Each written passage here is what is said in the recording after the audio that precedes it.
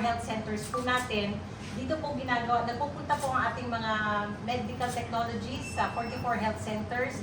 Tapos iniuwi ho dito yung dugo, dito ho lahat pinaprocess yun. Ang tinatawag natin na water analysis testing. So dito din po, kailangan po kasi itong mga gamit na ito. Ganito kaganda ang pabahay dito sa Manila. Talagang masasabi mo, world class ang datingan. So ito na po yung inauguration ng San Lazaro Residence. Iba talaga si Yorme, pangarap niya talagang tinutupad. So ang highlight natin ngayon dito, itong health center. Kasama sa inauguration. So ito pala ay 2-story center. Meron na itong mga sterilization room, surgical room, treatment and physician room, dental room, supply room, adolescent room at a clinical laboratory. Saka makikita niyan, kompleto na lahat dito yung mga basic na pinapacheck natin. Yung pinaka-highlight natin dito sa kami. Ito open space. Yan pala ang tawag nito, open balcony pala yun. Para natural papasok yung hangin. Tara, punta tayo sa health center.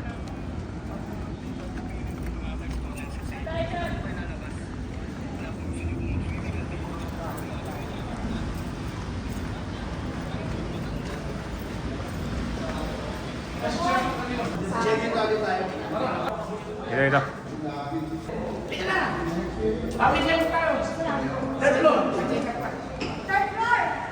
Ito yung function hall, oh.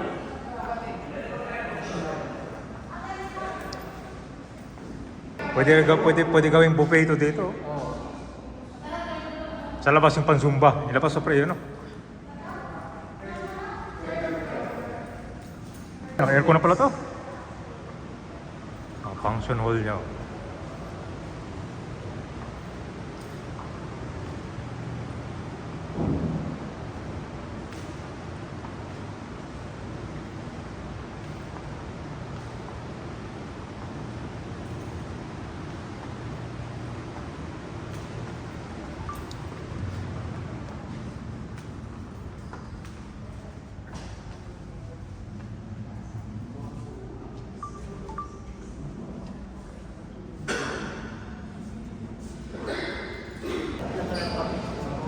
Ito parkingan pala to. Okay. So third floor. Third floor, ito yung parkingan. Meron ding ramp dito. Kompleto. Ito ang public health center natin. Public health center. Sige po. Ang Manila Public Health Laboratory, ito po ang first clinical laboratory sa buong Pilipinas. Ito po yung nung umalis ang mga Amerikano 1945. Ito po yung turn over sa national government. And then dito po sa dito po sa City of Manila. Ngayon po, pinagawa po ni Yorme ito kasi ito po, syempre ho, sobrang luma na din ho yun.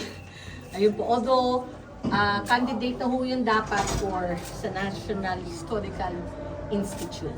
Dito din ho tinatag ang PAMET. Alam niyo po yung PAMET, yung sa Safeguard, Philippine Association of Medical Technologists. Dito din po yung tinatag noong 1963. Ngayon po, tertiary clinical laboratory tayo. Ibig sabihin ho, lahat ho ng sections, yun na po ang pinakamataas na antas na ibibigay ng DOH. Aside from that, may lisensya din tayo sa drug testing. Meron din tayong lisensya for, yun po ang pinaka-highlight namin, laboratory for drinking water analysis. Sa breast cancer, sa prostate cancer. Tapos, ito pong machine natin dito po, ito po yung ginagamit natin ngayon for chemistry. So, ang pinaprocess po natin ngayon dito is yung FBS, which is yung glucose, yung cholesterol, triglycerides. Sa diabetes po at college. HDL, yung creatinine, sa kidneys po, yung ALT, AST para po sa liver. And then, meron din po tayong Dito sa Paradise, Yan is Victoria po. Ito po, yung machine na po ito, same lang din po na for chemistry. So, every Tuesday and Thursday po, nakakatanggap po tayo ng specimens from 44 health centers po. Umaabot po tayo ng almost 600 specimens po. Ang minimum natin na specimen naman po is nasa 400. So, 400 to 600 po ang napaprocess po natin ng Tuesday, Thursday. Iba pa po yung napaprocess namin ng Monday, Wednesday, Friday. Yun naman po yung specimens from Yakap. Yes, lahat po yun is free of charge. Okay, sige mo. For health centers po natin, dito po ginagawa, nagpupunta po ang ating mga medical technologies sa 44 health centers. Tapos iniuwi ho dito yung dugo, dito ho lahat pinaprocess yun. So lahat po ng programa na ibinaba sa atin ng Department of Health, nagagampanan naman po natin. May balak na po, may pinapropose po si Dr. Grace na i-automate na po namin yun yung online na po para mas mabilis ang pag-release po namin. Kailan po kayo effective ito? Hopefully this coming year, inuumpisahan naman na po yun eh. Yung makina naman to, pagtataas ang volume namin, madali naman po nakakakuha kami ng additional makina. Depende sa volume. Meron po kasing ganyan din kalaki, pero mas mabilis.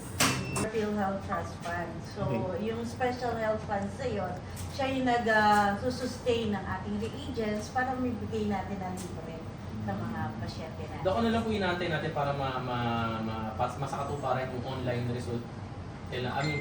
Next year, pero ano lang po yung reason ba't na-delay or kulang sa approval? Hindi, ano natin yan, parang organize natin, magiging online system yung results. Technical na lang ang kulang, pero yung hardware nandiyan na naman. Kasi kakaumpisa lang po ni Dr. Grace din eh. Kaya na-propose naman na po niya yan. Aanda na po yan. Parang high-end na rin yung ating results. Direktora, libre po. Ang ating laboratory. And ngayon, pagdating ni Mayor Isko, ni-renovate niya and in-upgrade niya yung mga gamit natin. And this is unique in our Manila Public Health Laboratory. Ang tinatawag natin na water analysis testing. So dito pinapadala ng mga restaurant ang kanilang tubig para Matetest po. tinetest natin for water potability. Ito yung mga water refilling station, ma'am, ganun. At saka, Oo, dito. Opo. Water refilling station. At Dito saka, natin. Dr. yung, di ba po, yung meron din kasing programa ang Department of Health. Ang ating pong mga sanidad, yung umiikot, nangongolekta, meron pong regular sampling points sa kasama natin ang water concessionaire. May representative sa amin, may representative example sa Maynila, joint po yan mangongolekta, magte-test. So, ang tubig po, supposedly sa syudad natin, ay potable. Free from contamination and ano. And dito, ito lang ang merong public health laboratory. Na merong water Kompleto. Na kumpleto kasi kailangan na meron din water Kumpleto sa testing buong- analysis. Buong Pilipinas na yun? Hindi, Metro Manila. Metro Manila lang, Oo, easy yan. Metro Manila. Isa po tayo sa una talaga. Magmula po nung nagkaroon ng parang consortium ho, technical working group, kasama na po ang Maynila. Pagpa-process.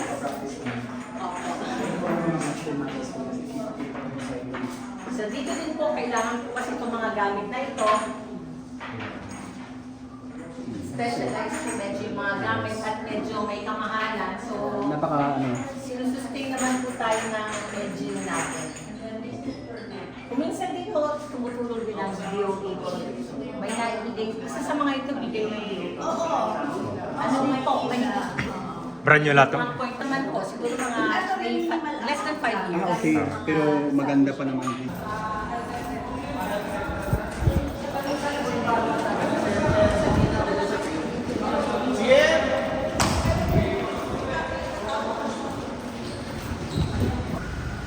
So yun po yung update natin dito sa San Lazaro Residence. Kompleto pala.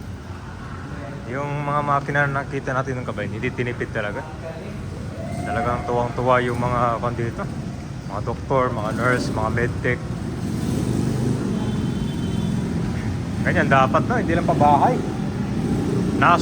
Nasulit yung pagkagawa dito ng building kabay kasi merong health center.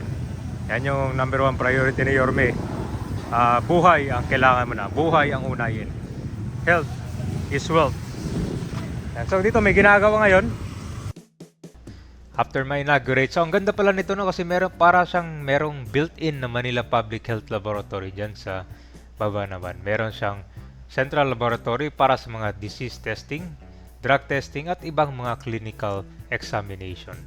So ito yung pag-i-improve ng buhay ng bawat Manileño At ito kasi yung kasama sa sinabi ni Yorme ng mga minimum basic needs, pabahay, health. Yan yung priority niya. So, at syempre, trabaho.